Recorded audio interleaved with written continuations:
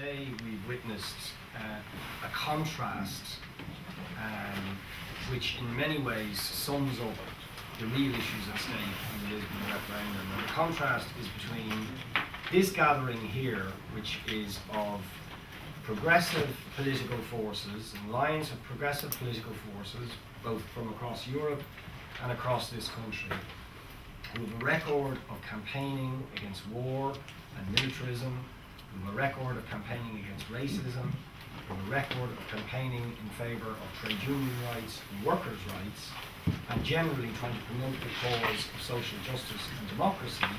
We have that on the one hand, and on the other hand, we have Michael O'Leary using his enormous wealth and the wealth of Ryanair to attempt to vilify leading figures in the No campaign, calling them losers. And I think that really sort of sums up in many ways what the Yes campaign is about. A multi-millionaire businessman who's viciously anti-union, who has a lot of money at his disposal, who sees the world in terms of winners and losers. Right? The reality of Lisbon is it's not those who are campaigning against the Lisbon Treaty who are losers. It is all Irish citizens and all European citizens will be losers if Lisbon is ratified.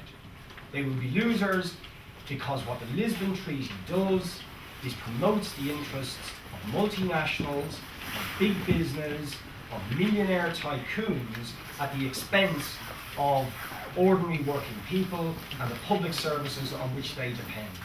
That's what Lisbon is about. It's a battle between the rich and the poor.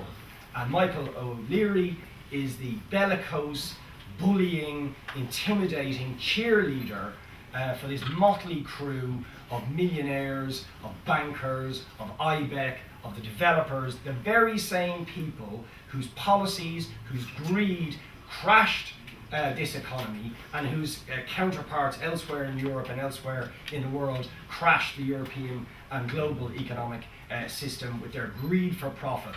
And how is all that connected to Lisbon? Very simply, in Lisbon's constantly reiterated commitment to undistorted competition.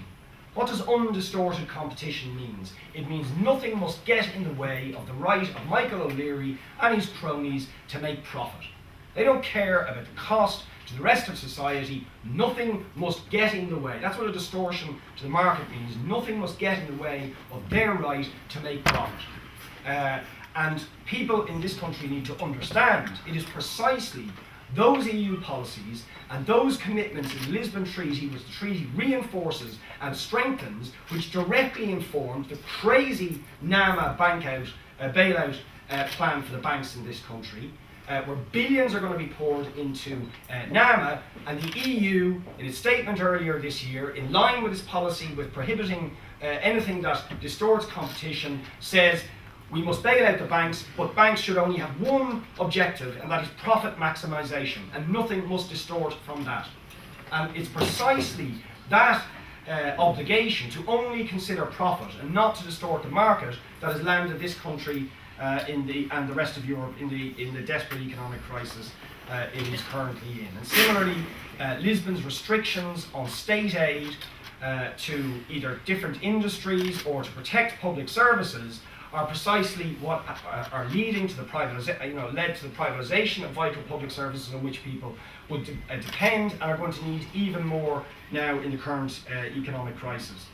Last point I just want to make is on the military side of it, the other accompaniment to the greed-driven policies of undistorted competition as mouthed by Michael O'Leary and IBEC and Fianna Fáil and Fine Gael and the rest of them, the other vital accompaniment to all that is the militarisation of the European Union.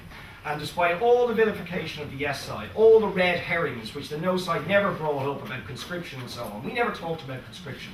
What we said, and we want to restate very simply, is that it is in black and white in the Lisbon Treaty that it commits the European member states to spending more on arms. You cannot say that progressively upgrading military capabilities can happen in any other way than by spending more on weapons and war. And we're saying very simply, we want commitments in a new treaty which do not commit us to upgrading military capabilities, but commit us to upgrading health, education, and creating jobs. That's what should be in the Lisbon Treaty. And lastly, on the military side, as our the anti-war movement banner shows very, very clearly and concretely, can Patricia de Rossa and the Labour Party and the supposedly left forces that are on the yes side, who stood with the anti-war movement, how can they justify supporting a treaty that explicitly endorses the relationship between the European Union and the NATO military alliance that is fighting a brutal and bloody war in Afghanistan? If people are opposed to war and militarism, the only way to vote is to vote no to the Lisbon Treaty. Thank you, Richard.